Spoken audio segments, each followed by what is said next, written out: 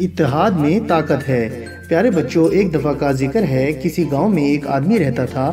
اس کا نام تو شریف الدین تھا، لیکن گاؤں کے لوگ اس کو شرفو بابا کہہ کر پکارتے تھے۔ شرفو کے 5 بیٹے تھے۔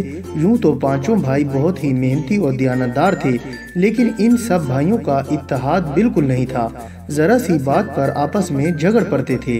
شرفو اپنے بیٹوں کو بہت سمجھاتا تھا کہ آپس میں اتحاد اور اتفاق اور محبت سے رہنا چاہیے، مگر 5 بھائیوں پر باپ کی نصیحت کا کوئی اثر نہیں ہوتا تھا۔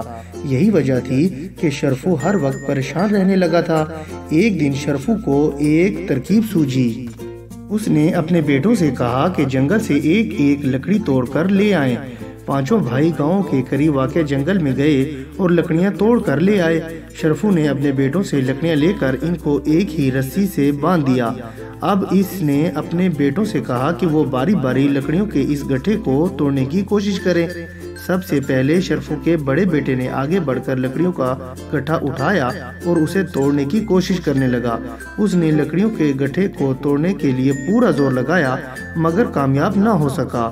اب اس کا دوسرا بھائی آگے بڑھا اور اس نے بھی لکڑیوں کے گٹھے کو توڑنے کی کوشش کی، مگر ناکام ہو سکا۔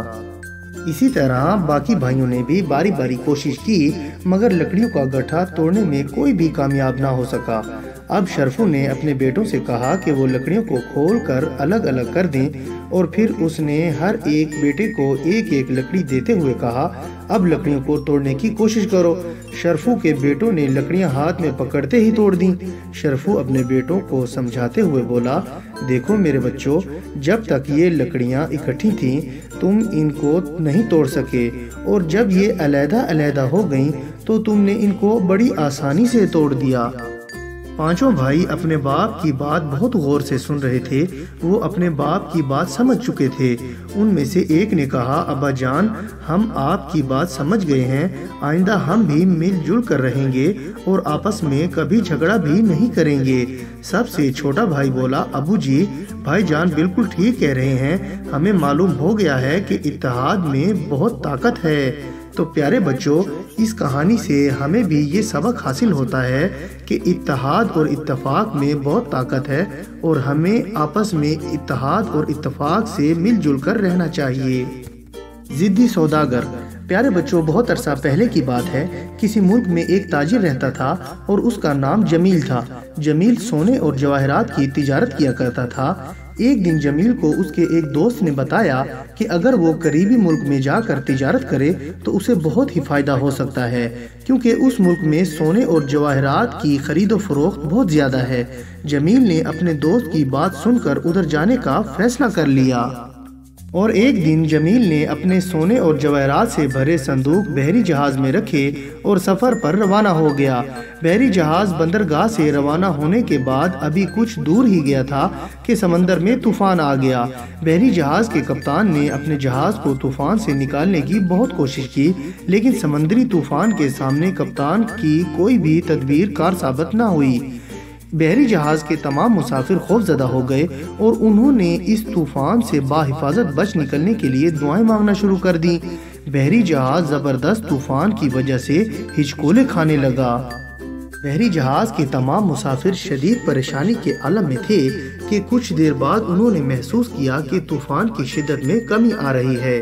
اس کے ساتھ ہی سب کے چہرے خوشی سے کھل اٹھے، لیکن کچھ دیر کے بعد جہاز کے کپتان نے اعلان کیا کہ دوستو، ہمارے جہاز میں ایک سوراخ ہو گیا ہے اور اس سوراخ سے سمندر کا پانی جہاز میں داخل ہو رہا ہے۔ یہ خبر سن کر مسافر پھر پریشان ہو گئے۔ ہر کوئی جان بچانے کے لیے تدبیریں سوچ رہا تھا کہ اچانک ان لوگوں کو سمندر میں ایک جزیرہ نظر آ گیا۔ جزیرے پر نظر پڑتے ہی مسافروں نے سمندر میں چھلانگیں لگا دیں اور تیرتے ہوئے جزیرے تک پہنچ گئے۔ بحری جہاز ڈوبنے والا تھا۔ کپتان نے دیکھا کہ جمیل ابھی تک جہاز میں موجود ہے۔ اس نے جمیل کو بھی سمندر میں کود کر جزیرے تک پہنچنے کا مشورہ دیا، لیکن جمیل سونے اور جواہرات سے بھرے صندوق بحری جہاز میں چھوڑ کر جانے پر رضامند نہ تھا۔